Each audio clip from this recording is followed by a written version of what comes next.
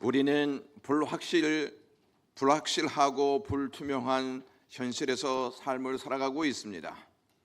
여러분들은 이러한 세상에서 어떻게 살아가고 계십니까?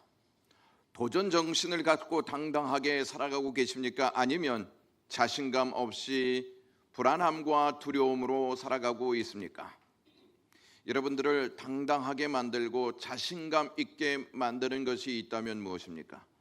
여러분들을 불안하고 두려움에 갇히게 하는 것이 있다면 그것이 무엇입니까? 돈 때문입니까? 능력 때문입니까? 환경 때문입니까? 호주 멜버른의 한 이름난 병원의 간호사는 남편 목사와 함께 꿈에 부풀어 있었습니다. 얼마 있지 않으면 아기가 태어나기 때문입니다. 유명한 의사의 조언에 따라 웰빙식을 하고 태교에도 온갖 정성을 쏟았습니다. 드디어 우렁찬 울음소리와 함께 아기가 태어났습니다. 그러나 부부는 곧 절망하고 말았습니다. 아기가 두 팔뿐만 아니라 두 다리도 없는 머리와 몸통만 가지고 태어난 아기였기 때문입니다.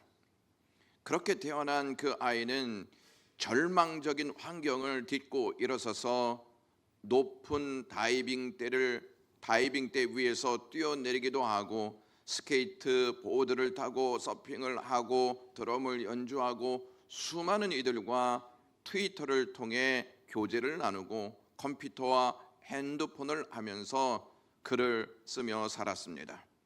그는 이 모든 일을 하면서 인생을 멋지고 아름답게 웃으며 살고 있습니다. 그가 동영상이나 유튜브를 통해 전 세계적으로 알려지기 시작하면서 팔과 다리가 없는 이런 친구가 행복하게 살고 있는 걸 보고 이것저것 불망스럽게 여겼던 자신이 부끄러워진다. 닉, 왜 그렇게 행복해요? 라고 하는 수많은 댓글을 받으며 살고 있습니다. 닉도 한없이 절망했던 때가 있었습니다. 태어날 때부터 가진 외모 때문에 아이들로부터 괴물이다, 외계인이다 하는 놀림을 수없이 많이 받았습니다. 그가 다가서지 않으면 그 누구도 그의 곁에 와서 말 한마디 걸어주는 이가 없을 정도였습니다.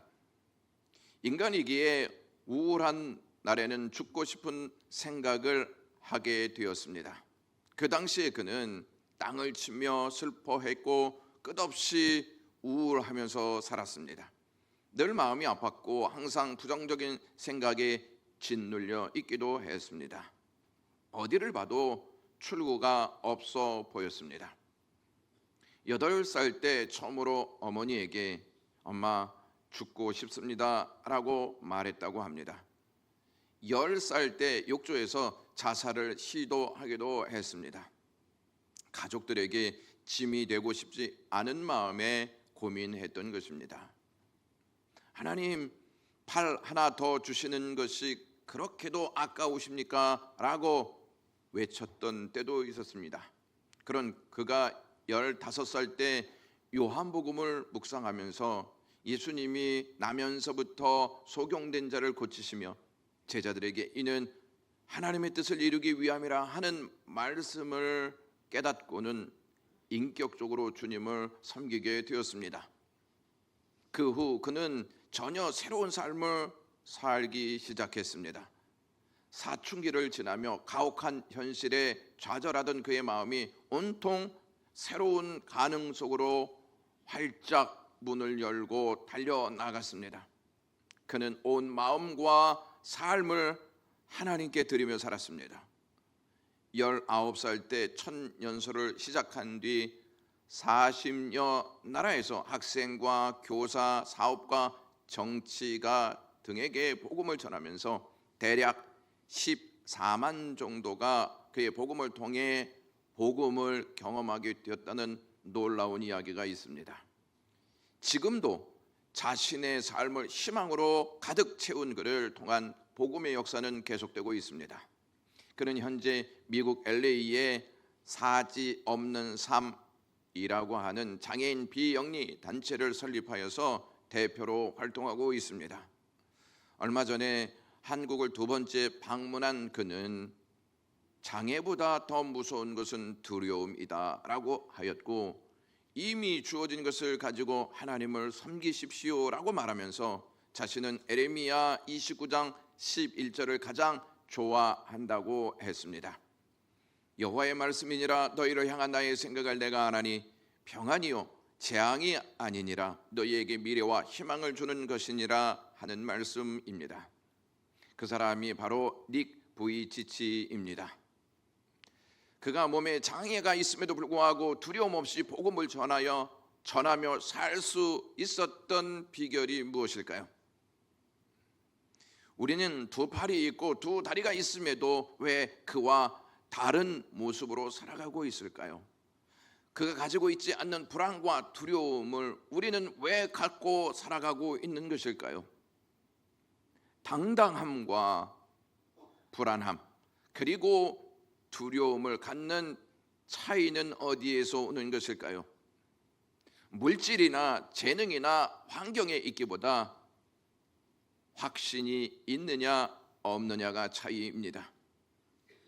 닉 부이치치는 말씀이 자신을 붙잡고 있다는 확신으로 자신을 붙잡고 있는 말씀을 붙잡고 살았습니다.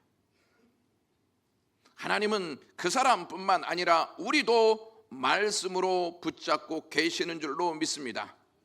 그것을 확신하는 자는 말씀을 붙잡게 되어 있습니다. 사람은요, 확신하는 것을 붙잡습니다. 우리가 말씀에 대한 확신이 없을 때 우리는 불안과 두려움에 붙잡히게 됩니다. 우리가 하나님의 말씀을 붙잡고 살 때 하나님의 말씀은 우리에게 구원의 확신을 붙잡고 살도록 역사하십니다.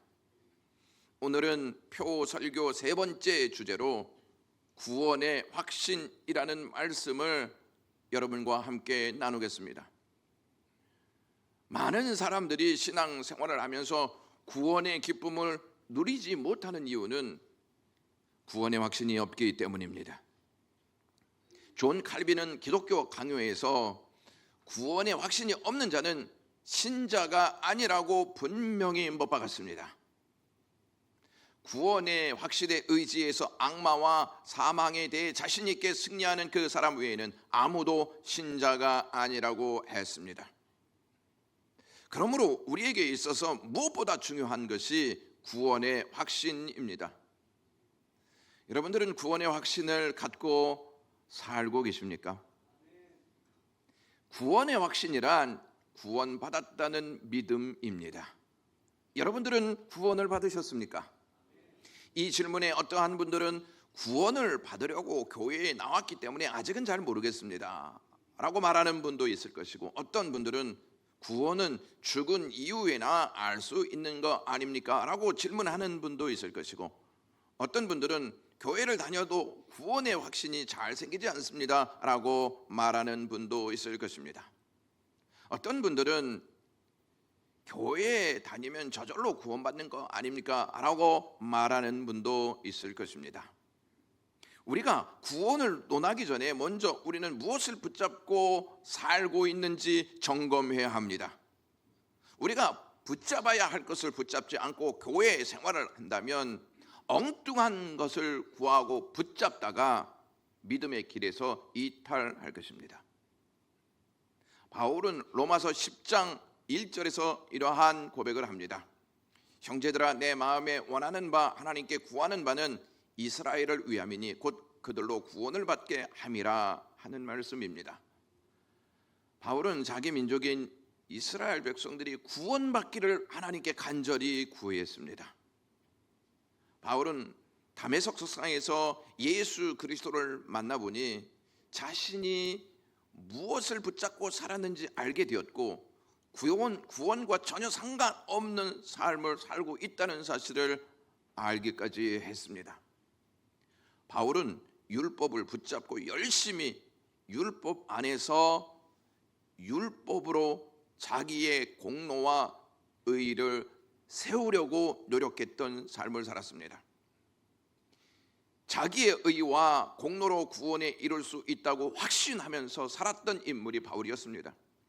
그랬던 바울이 다메섹 도상에서 주님을 만나보자 자신은 구원받은 자가 아니라 죄인 중에 괴수임을 알게 되었습니다. 충격적인 것은 자기의 의와 공로를 위해 바울은 구원자이신 예수 그리스도를 핍박하고 있었다는 사실입니다. 놀라운 것은 그러한 자신에게 예수님께서 찾아오셔서 자신을 영접해 주심으로 구원받게 되었다는 사실입니다. 지난주에 우리는 다윗의 고백을 통해서 구원이 무엇인지를 살펴보았습니다. 구원은 우리가 하나님을 찾고 영접했기 때문이 아니라 하나님께서 우리에게 찾아오셔서 우리를 영접하심으로 이루어진 역사가 구원이라고 말씀드렸습니다. 그러므로 구원은 전적인 하나님의 행위로 이루어진 복된 사건입니다.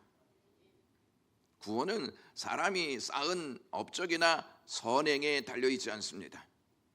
그런데도 많은 사람들이 구원받기 위해서 공로와 선행을 붙잡으려 합니다. 예수 그리스도를 만나기 전 바울은 자기와 같이 이스라엘 백성들도 의와 공로로 구원받을 수 있다는 사상에 빠져 있음을 알고는 내가 받은 이 은혜를 우리 민족도 맛보고 경험하여서 그 은혜 아래 살았으면 좋겠다 하는 기도를 1절에서 하고 있다는 것입니다. 여러분들은 여행을 가거나 맛있는 음식을 드시면 누가 생각이 나십니까? 나만 잘 먹고 나만 잘 즐기면 되지 하는 생각에 아무도 생각이 안 나십니까? 그렇다면 심리 상담을 받아보셔야 합니다. 좋은 것을 보거나 좋은 것을 먹을 때 사랑하는 사람이 생각나는 것이 정상이기 때문입니다. 진심으로 구원의 기쁨을 누리고 사는 분들은 사랑하는 사람들에게 그 구원의 기쁨을 나누기 위해서 몸부림치면서 그를 위해 기도한다는 것입니다. 바울의 소원은 이스라엘 백성들이 잘못된 열심에서 해방되어 구원받고 있다는 착각에서 빠져나와 그리스도께서 베푸시는 그 은혜로만 구원받을 수 있고 하나님의 열심이 우리의 구원을 낳았다는 사상을 깨닫고 하나님 앞에 나오는 것, 그것이 그의 소원이었습니다. 바울은 이스라엘 백성들이 보이고 있는 잘못된 열심은 잘못된 것을 붙잡고 있기 때문이라 하는 사실을 알았습니다. 이스라엘 백성들은 잘못된 열심을 가지고 있었기에 하나님의 구원과 정반대 방향으로 나아가고 있었습니다. 잘못된 열심은 반드시 잘못된 결과를 가져옵니다. 제가 교육자 회의 때 이러한 이야기를 했습니다. 12월부터 1월까지 넘어오면서 무척 바쁜 일정을 소화해 내고 있었는데 열심을 다하고 있는 우리의 모습에 만족하거나 그것을 우리의 의로 세우려 한다면 함정에 빠질 수 있다고 했습니다. 물론 열심히 해야죠. 그러나 그 열심이 과연 누구를 위한 것이고 무엇을 위한 것이냐 하는 것입니다. 그리고 단순히 일정에 따라 습관적인 열심이냐 하는 물음을 하면서 사역에 임해야 한다고 말하였습니다.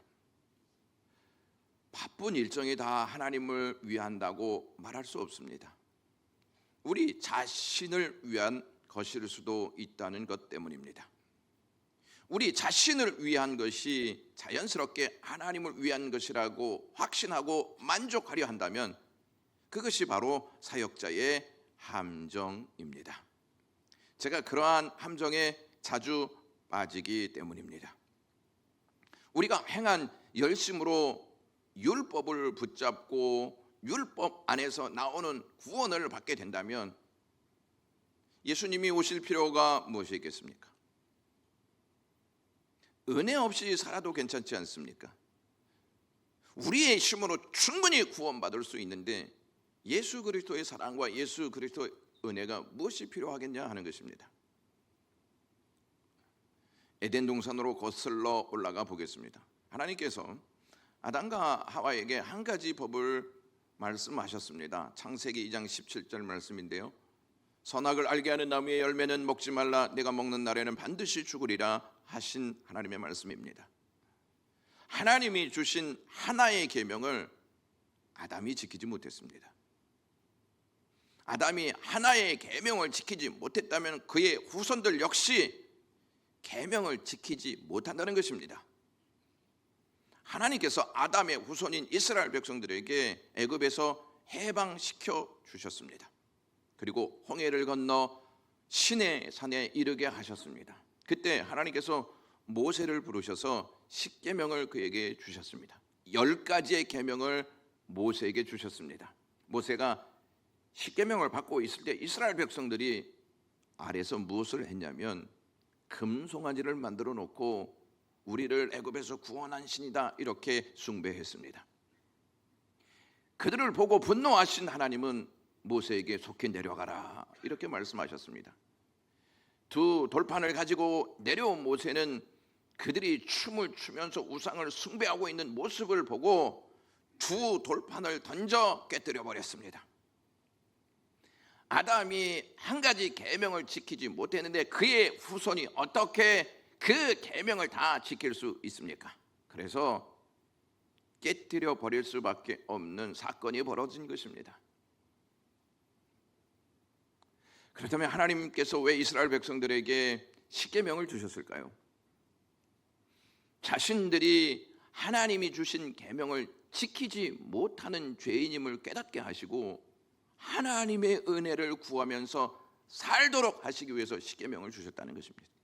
나 1계명을 못 지켰네, 나 2계명을 못 지켰어, 3계명을 못 지켰어, 4계명을 못 지켰어, 5계명도 못 지켰고 6계명, 7계명, 8계명도 못 지켰어. 그래서 나는 죄인이 맞아.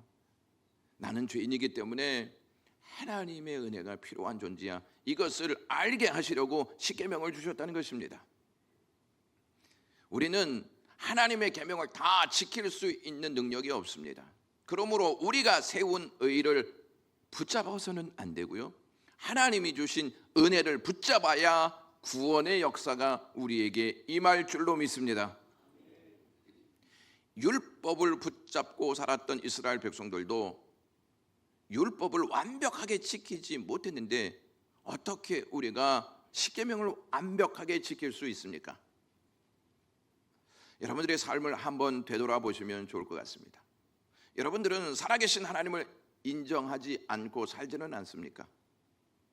생명을 주신 하나님을 부인하며 살지는 않습니까?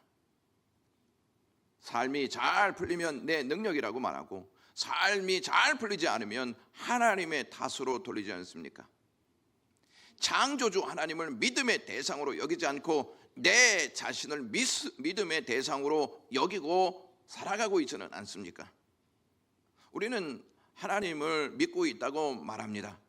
그러나 여전히 우리 마음 한 구석에는 하나님을 불신하는 부분도 있습니다.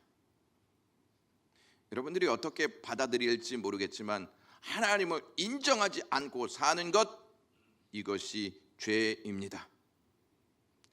자녀들이 부모를 인정하지 않고 살면서 밖에서 아무리 뛰어나고 잘 나가도 부모에게는 배은 망덕한 자녀입니다.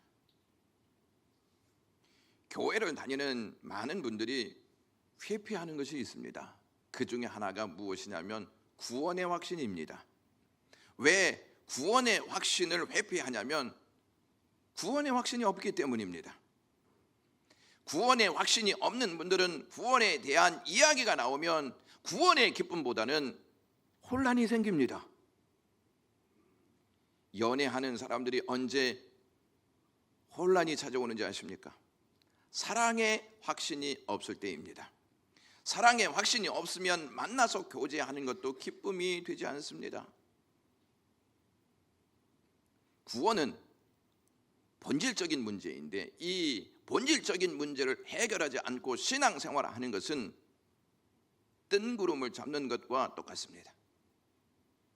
구원의 확신은 본질적인 문제를 현실로 가지고 와서 구원의 기쁨을 누리게 합니다. 그러므로 신앙생활에 있어서 무엇보다 중요한 것이 구원의 확신입니다. 미국의 샌프란시스코에 가면 유명한 다리 하나가 있습니다. 골든 게이트라고 하는 다리인데요. 그 다리의 길이는 2,825m이고요. 탑의 높이는 약 227m가 됩니다. 1933년에 착공하여서 1937년에 완공된 다리입니다. 1937년에 완공된 이 다리는 당시 세계에서 가장 큰 긴 다리였습니다. 그 다리를 놓을 때 많은 사람들이 건설 도중에 바다에 떨어져 죽었습니다. 그만큼 그 다리를 놓는 것이 위험천만한 일이었습니다. 처음에 반 정도를 진행했을 때 이미 23명이라는 사람이 목숨을 잃었습니다. 그래서 작업을 중단하고 회의를 하여서 돈이 좀 더 들더라도 사람의 목숨이 중요하니 안전망을 밑에 설치하고 공사를 하자는 의견이 나왔습니다. 그 당시 돈으로 약 10만 불 정도 더 투자해야 그물망을 성취할 수가 있었습니다. 그런데 그 과정에서 두 가지 정도의 특이할 만한 사건이 발생했습니다. 안전 그물을 설치하고 나머지 반 공사를 실시하는 동안 앞서보다 더 어려운 공사였음에도 불구하고 10명만 떨어졌다는 것입니다. 그물에 떨어진 사람들은 모두 살았습니다. 그리고 나중에 보니까 앞서 했던 공사보다 25%가 진척이 되었습니다. 물론 앞서 했던 공사의 경험 때문이기도 했지만 많은 사람들이 분석하기를 이것은 밑에 설치한 안전 그물이 사람의 심리를 안정감으로 만들었다. 그래서 추락해도 나는 죽지 않는다. 이러한 마음 때문에 공사의 진척이 25%가 빨라졌다는 것입니다. 우리의 신앙에 있어서도 이 안전 그물과 같은 것이 있습니다. 그것이 무엇이냐면 구원의 확신입니다. 그러므로 신앙 생활을 하면서 구원의 확신을 간과해서는 안 됩니다. 우리는 신앙 생활을 하면서 갖지 않아도 될 확신, 즉 기복신앙에 대한 확신, 공로주의에 대한 확신, 물질주의에 대한 확신, 학벌주의에 대한 확신, 세상이 주는 정보에 대한 확신 등이 얽히고 설켜서 실타래같이 우리의 마음을 복잡하게 만들고 있습니다.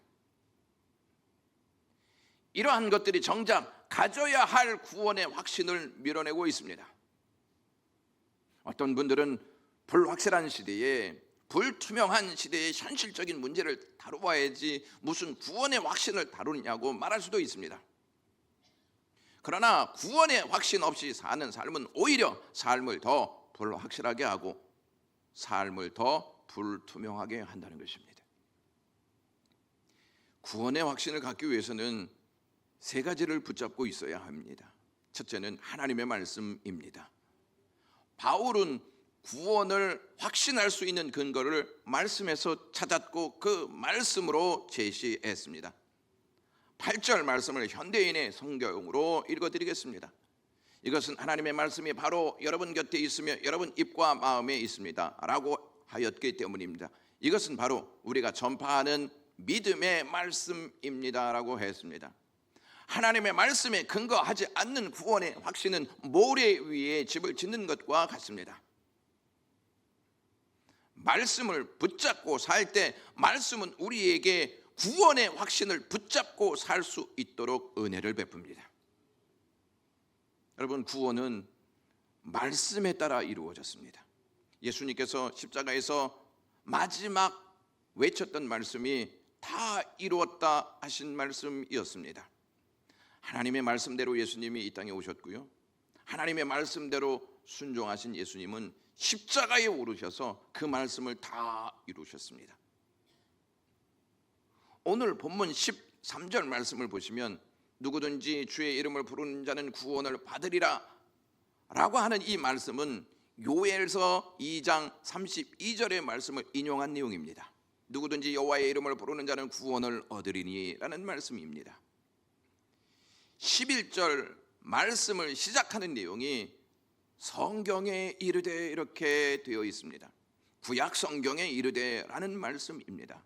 이 말씀은 이사야 28장 16절을 인용한 내용입니다. 바울은 구약 성경을 근거로 구원을 가르쳤고 구원을 적용시켰습니다. 하나님의 말씀에 근거한 모든 하나님의 말씀은 우리에게 하나님 안에서 은혜를 누리도록 우리에게 하나님의 능력을 행사하십니다.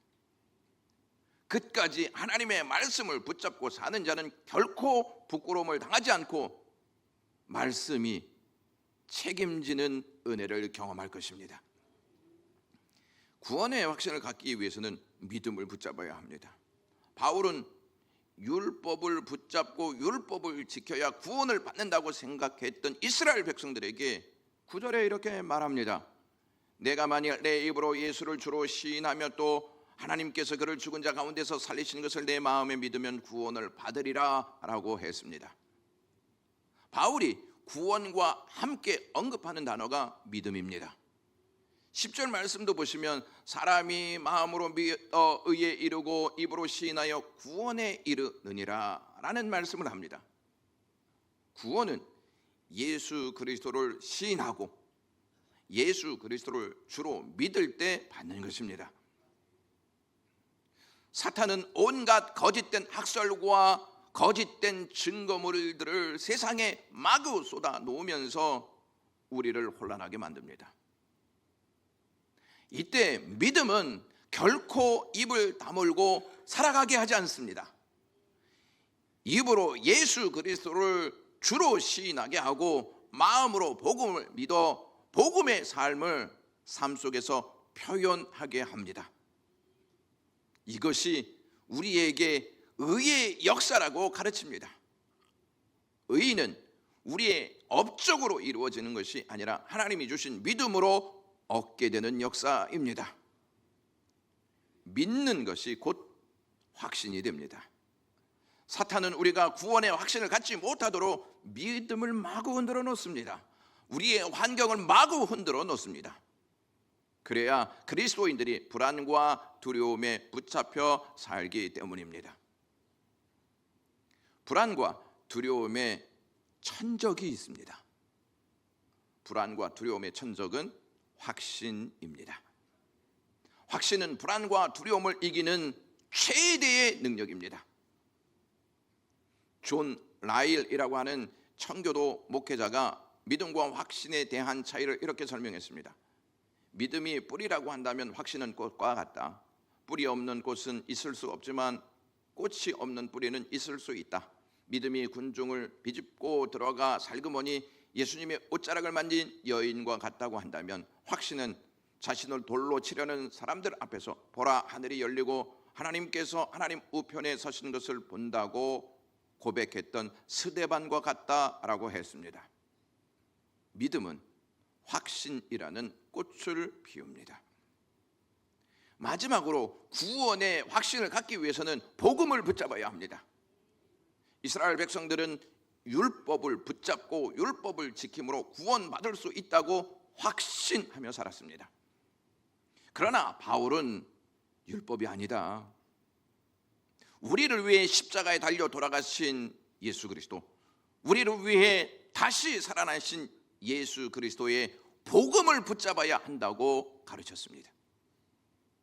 복음이신 예수님이 우리의 구원자라는 확신이 없으면 우리는 예수님을 바라보지도 않고 예수님을 신뢰하지도 않습니다.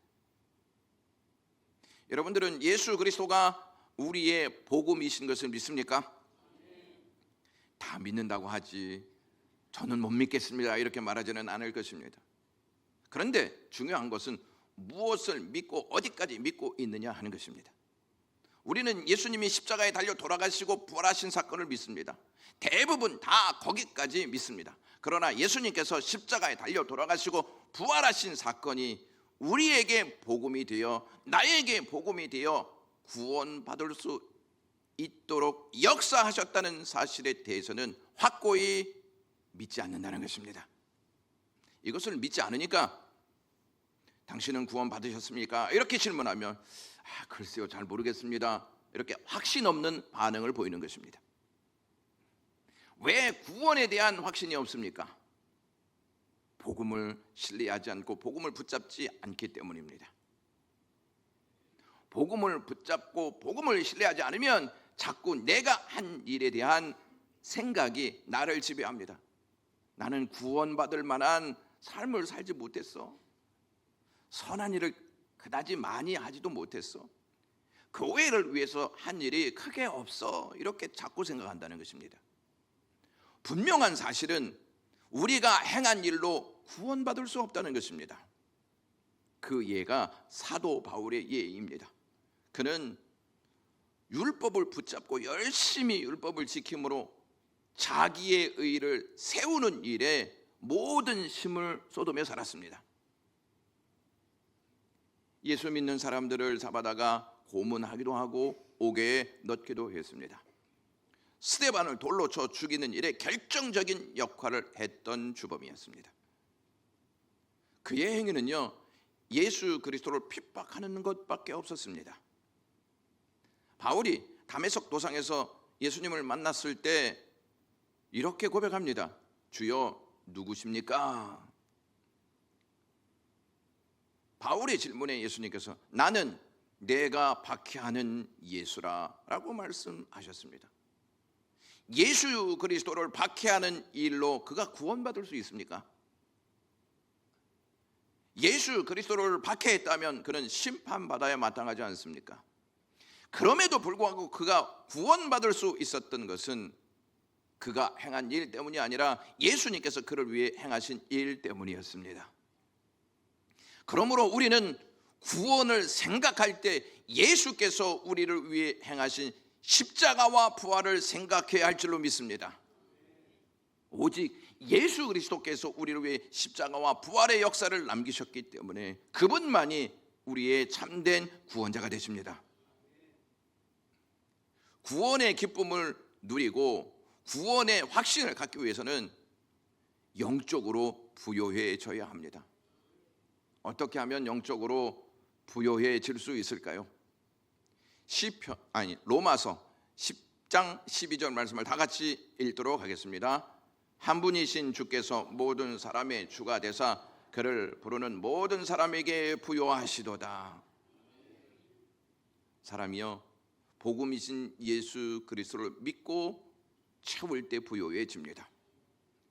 세상은 자꾸 예수 그리스도 없이도 구원받을 수 있다고 분위기를 조장합니다.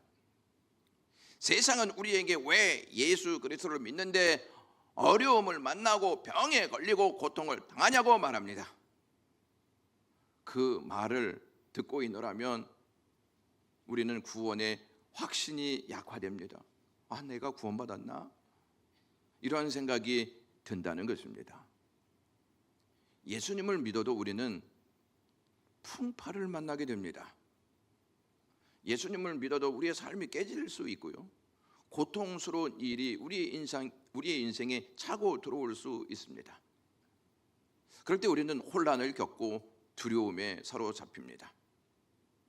우리는 풍파보다 더 강한 힘이 있어야 풍파를 극복할 수 있습니다. 자, 예수님께서 제자들에게 얘들아 저 건너편으로 가자 하고 배를 타고 건너편으로 가십니다. 근데 풍파를 만납니다. 배가 깨지고 물이 안으로 막 들어오는 것이죠. 예수님이 탄 배도 풍파를 만난다는 것입니다. 예수님을 따르는 우리 역시 풍파를 만날 수 있습니다. 풍파를 만난 제자들이 불안과 두려움에 떨고 있었을 때 예수님은 그 배 안에 있었습니다.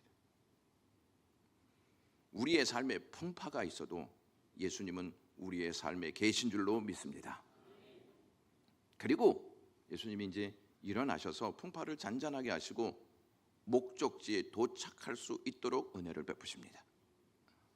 우리의 삶에 많은 풍파가 찾아와 우리를 위협하고 우리를 불안하게 만들 수 있습니다. 그럴 때마다 우리는 주님이 우리와 함께 하신다는 확신이 있어야 할 줄로 믿습니다. 우리는 풍파 중에도 예수님께서 우리를 온전한 목적지까지 인도하신다는 확신도 가지셔야 합니다. 우리에게 풍파를 이길 수 있는 힘이 있습니다. 그 힘은 예수 그리스도이십니다. 그 예수 그리스도와 예수 그리스도가 우리와 함께 계십니다. 이 세상에서 누가 가장 빈궁하게 사는 자인지 아십니까? 돈이 있는데 돈을 쓸지 모르는 사람입니다. 이 세상에서 누가 영적으로 가장 빈곤한 사람인지 아십니까? 예수 그리스도가 함께 하고 계시는데 그 힘을 사용하지 않는 사람입니다. 누가 가장 영적으로 부유한 사람인지 아십니까? 확신을 가지고 예수 그리스도의 힘으로 사는 사람입니다. 칼빈에 의하면 확신은 참 믿음의 본질적 요소라고 했습니다. 그리고 하나님의 자녀는 나 하나님의 자녀이기에 나는 구원받지 하는 확실한 믿음이 있다고 언급했습니다. 이 구원의 확신을 이야기하면 사람들은 이렇게 말합니다. 김칫국부터 마시는 거 아니냐라고 생각합니다. 그러나 참된 믿음은 의심이나 추측의 여지를 용납하지 않습니다. 우리는 칼빈의 말에 귀를 기울일 필요가 있습니다. 칼빈은 추측 혹은 의심과 비슷한 어떤 다른 것보다 믿음에 더 반대되는 것은 없다라고 했습니다. 여러분들은 불확실하고 불투명한 현실을 어떻게 극복해 나가실 것입니까? 성경을 확신하게 되면 믿음을 갖게 되고, 믿음을 갖게 되면 예수 그리스도를 참된 구주로 보고 붙잡고 살 것입니다. 예수 그리스도가 우리에게 확신을 줄 수 있는 근거를 남기셨습니다. 그것은 다름 아닌 십자가와 부활입니다. 불확실하고 불투명한 현실이 우리를 불안하고 두려움으로 내몰 때에 우리는 주님이 확신의 근거로 남겨놓으신 십자가와 부활을 꼭 붙잡고 있어야 할 줄로 믿습니다. 십자가와 부활을 꼭 붙잡고 있을 때 주님이 나를 꼭 붙잡고 있구나 하는 확신이 찾아옵니다. 구원의 기쁨은 구원의 확신이 누리게 하는 것입니다. 기도하겠습니다. 하나님 고맙습니다. 오늘 하나님의 말씀을 통해 구원의 확신이라고 하는 내용을 가지고 하나님의 말씀을 듣게 하시니 감사합니다. 영광의 모든 가족들이 구원의 확신을 가지고 구원의 확신인 십자가와 부활을 바라보며 살아갈 수 있게 하시옵소서. 예수 그리스도의 이름으로 기도드리옵나이다.